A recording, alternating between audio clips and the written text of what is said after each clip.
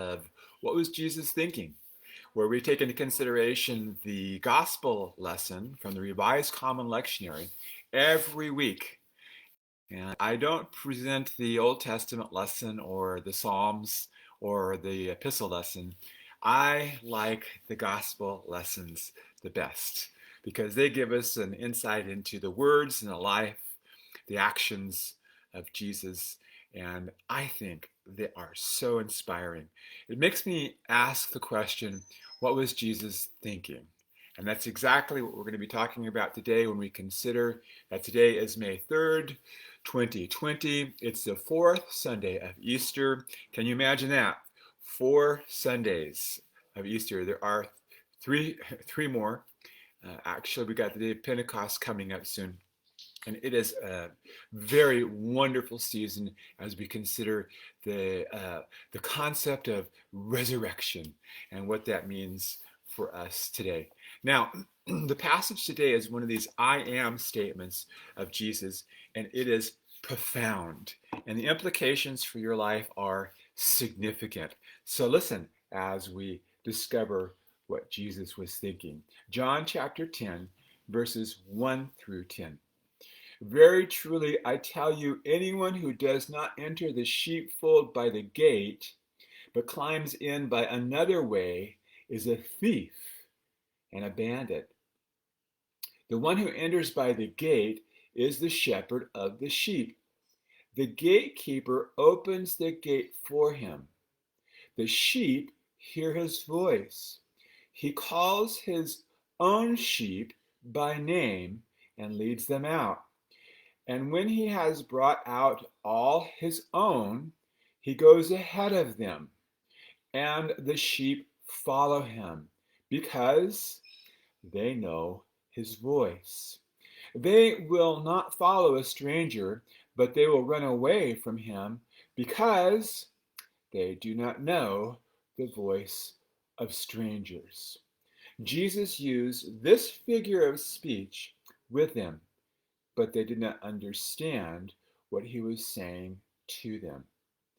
So again, Jesus said to them, very truly, I tell you, I am the gate for the sheep. Now, that's an important statement because it's a statement that calls to attention to his identity, and how Jesus views himself is critical for our understanding his world, his minds, his actions, and everything else.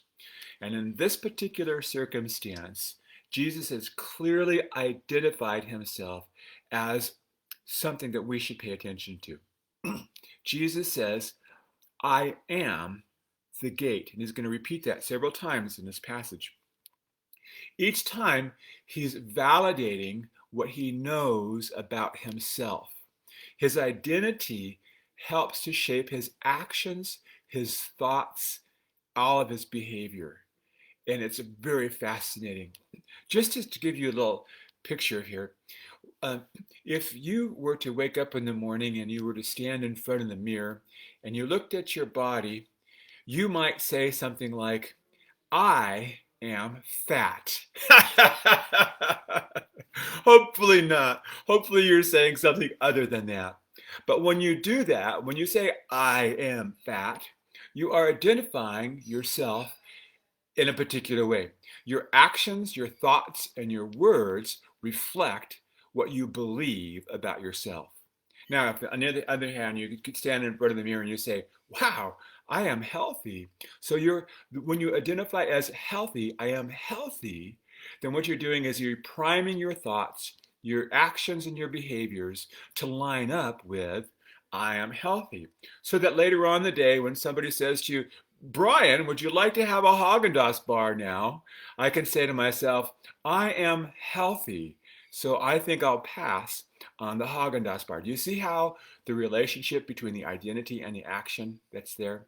Okay, this is modeled for us in this passage here when Jesus says, I am the gate. Now listen to the activities, listen to the thinking process, listen to all the characteristics that are associated with him being a gate or the gate. All who came before me are thieves and bandits, but the sheep did not listen to them. I am the gate. Very clearly, very distinctly, Jesus states it. I am the gate. Whoever enters by me will be saved, and whoever come in and will come in and go out and find pasture. Okay, so the gatekeeper role of Jesus is to keep people safe, saved, safe. It's the same word. To keep them safe. Who enters by me will be saved or safe. Now that's interesting, isn't it?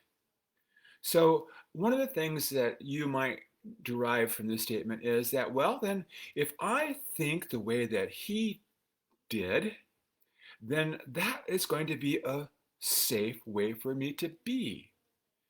And why is it so important to be safe? Safe is a fundamental necessity for human beings. Human beings would not exist today unless our ancestors had found safety, at least before they were able to pass their DNA on to the future generation. They survived that long. They were safe that long. And finding and keeping safety was extremely important to them, and it is to this very day. And so when Jesus talks about saving people and keeping them safe, he's talking about allowing them to exist in the way that they ought to exist without any hindrances or fears. Some of the fears Jesus is going to address right now when he says this: the thief comes only to steal, to kill, and to destroy. But I came that they might have life and have it abundantly. So the protection from the devourer, the keeping people safe, is an essential component of having an abundant life perspective. Now, I hope that you know this. That when we talk about abundance, I'm not talking about the acquisition of wealth. I'm talking about the total sum of things that we need, not only to survive, but to thrive, to the point that where we have more resources within us and around us than we could possibly use or handle ourselves. And so what we do is that we give that away. That's what being safe does for you. It gets you to the point where you can actually have an abundant. Because in the world that we live in today, there's more than you can possibly handle. It will get to a point that if you are able to tap into that abundance, that you'll have no other choice but to give it away. And that's exactly the mindset of Jesus. I'm going to be the gatekeeper. I'm going to keep people safe, and they're going to be able to give it all away. The story continues. I am the gate. Whoever comes and enters by me will be saved, and they will come and go and find pasture. This thief comes only to steal, to kill, and destroy. I came that they might have life and might have life abundantly. The mindset of Jesus is to give people life, more life than they could possibly imagine or handle. Now, if you grew up in the time and in a place where Jesus was, poverty was rampant everywhere. There was no medical system to help anybody. There was no net to catch anybody if they fell. The only net that you had was your immediate family. If you lived in a community, perhaps your community might gather for you, but that's it. There was no financial relief. There was no medical relief. There was no relief from the political oppression that was happening at that particular time. It was not safe to live in that time, in that place. Jesus said, if you adopt my way of thinking about the world, you will be safe, even in the environment that you're living in now. you may be familiar with the famous author Viktor Frankl, who wrote a book about how we could flourish, we could grow, not flourish, that's too strong of a word for what he was doing, but you could manage even in the worst possible situations. So he was in the Nazi death camps for months. And while there, he discovered that there were people who, in spite of the oppression they were living in, were able to go on from day to day. And he learned that it was the way that they approached their world that would made all the difference for them. Now, here's something that's interesting about Viktor Frankl. Viktor Frankl grew up in Venice, and when he was there, he went to medical school. And so he experienced the relative safety when he was a young person. It was only in these desperate times when he was in the death camps that he had the opportunity to use his ability to know that he was going to do everything he could today, right now, and do it the best he possibly could. And that's how he was able to survive. Imagine with me, if you will, that there are some individuals who have lived in the world who never had any kind of a safe upbringing. They were literally born prisoners, born slaves. And as they were born slaves, they had no idea about any other way of living.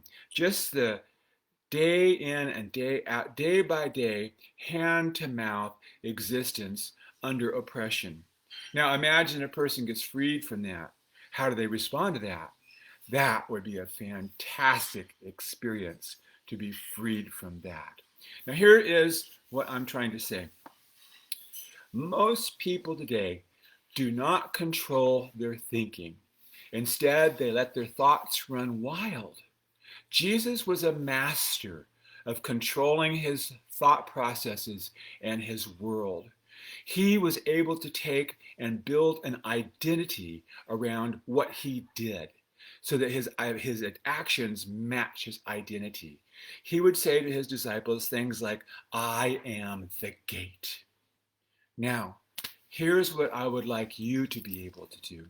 I'd like you to be able to use the very same words of Jesus and let it reflect in your life so that you say, "I am the gate."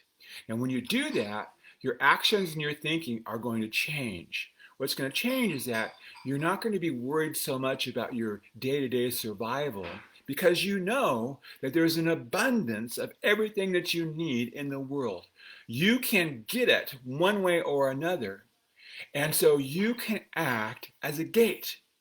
A gate is a way for people to come in and find safety. In your world today, right now, even in the midst of the coronavirus epidemic, pandemic, there are tons and tons of people who need to find safety.